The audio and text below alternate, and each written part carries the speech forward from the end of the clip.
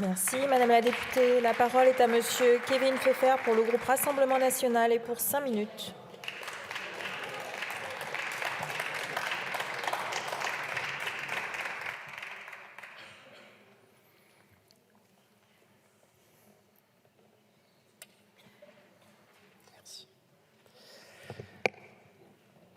Madame la Présidente, Monsieur le Ministre, en 1968, la signature de l'accord franco-algérien qui occupe nos débats ce matin avait pour but de favoriser l'immigration algérienne en France durant les 30 Glorieuses.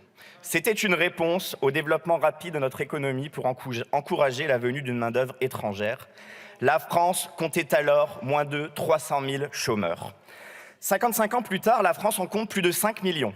Et 40% des ressortissants algériens vivant en France sont chômeurs ou inactifs. C'est 3 fois plus que les Français. Cet accord, traité international ayant une valeur supérieure à nos lois, régit de manière dérogatoire la circulation, le séjour et le travail des Algériens en France et prévoit des conditions d'entrée beaucoup plus favorables que pour les autres pays. Les Algériens peuvent accéder plus rapidement à la délivrance d'un titre de séjour valable 10 ans. Le regroupement familial est quasiment automatique, sans que les conditions d'intégration ne soient préalablement vérifiées. Aucune possibilité non plus de retrait d'un titre de séjour, même en cas de trouble à l'ordre public. Ils bénéficient d'une liberté totale d'établissement pour exercer une activité de commerçant ou une profession indépendante. Rappelons aussi que les Algériens ne paient pas leur titre de séjour et que ce coût est donc à la charge du contribuable français.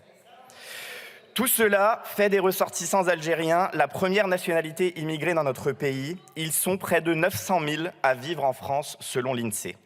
Malgré ces facilités, les Algériens fournissent quand même un contingent majeur de l'immigration illégale en France.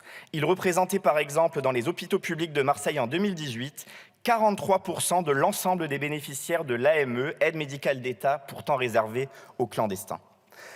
Alors, le temps est venu de mettre fin à cette brèche dans notre ordre juridique, qui fait que les Algériens ne sont pas soumis à nos lois sur l'immigration. Et parce que le RN est pour l'égalité, l'égalité entre tous les étrangers, le temps est venu de mettre fin à cet accord qui participe à l'immigration de masse, carburant de l'insécurité et dont les Français ne veulent plus. Et le ministre Darmanin doit le dire, car ce sera également le cas la semaine prochaine quand nous débattrons sur la nouvelle loi immigration. Une large partie de la population issue de l'immigration ne sera pas concernée par les dispositions de cette loi, ce qui la rendra encore moins efficace. Mais alors, quel intérêt avons-nous à prolonger un tel régime au bénéfice d'un État qui, de son côté, use de l'immigration comme une arme de chantage contre la France, au bénéfice d'un État volontairement défaillant dans la délivrance des laissez-passer consulaires, pourtant nécessaires à l'expulsion des Algériens sous obligation de quitter le territoire. Vous savez, ces fameuses OQTF dont le président Macron et le ministre Darmanin nous ont maintes fois promis de les exécuter à 100%, alors que la France a toujours un piteux taux de réalisation de 12%, mettant parfois en jeu la vie de Français innocents. Quel intérêt avons-nous alors que cet accord n'est pas réciproque et que les Français ne disposent d'aucune facilité pour se rendre en Algérie? Nos journalistes, religieux, hommes d'affaires, enseignants rencontrent même les plus grandes difficultés pour y obtenir des visas de long séjour. Nous le disons, le temps est venu de dénoncer cet accord. Le gouvernement nous dit le contraire. Il use d'abord d'un premier argument politique. Cela casserait la dynamique des relations entre nos pays, alors que le président Tebboune pourrait accepter une visite officielle à Paris au printemps prochain. Mais soyons honnêtes, la seule dynamique qui est observée dans nos relations, c'est celle du nombre de visas octroyés par la France et qui va atteindre 300 000 rien que pour l'année 2023. Si le président Tebboune vient à Paris, ce sera d'ailleurs pour négocier de nouveaux avantages, mais aussi pour gagner, il faut le dire, en légitimité politique en Algérie. Le gouvernement use ensuite d'un deuxième argument contre la dénonciation, juridique cette fois. Mais la France pourrait dénoncer unilatéralement ce traité en estimant qu'il est obsolète, comme le prévoit la Convention de Vienne.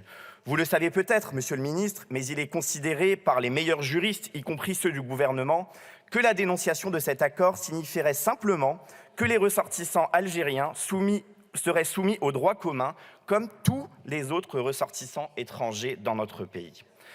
Contre une dénonciation, vous prônez donc une renégociation. Mais l'accord a déjà été renégocié à plusieurs reprises, chaque fois en maintenant les avantages particuliers au profit des Algériens. Cette voie est donc illusoire. Mais beaucoup d'entre vous en sont conscients, car on a pu lire dans la presse que le sujet faisait débat, même entre les groupes et les députés de la majorité. Et même votre ancien Premier ministre Édouard Philippe le dit, le maintien de cet accord n'est plus justifié. Alors, chers collègues, votons pour cette résolution.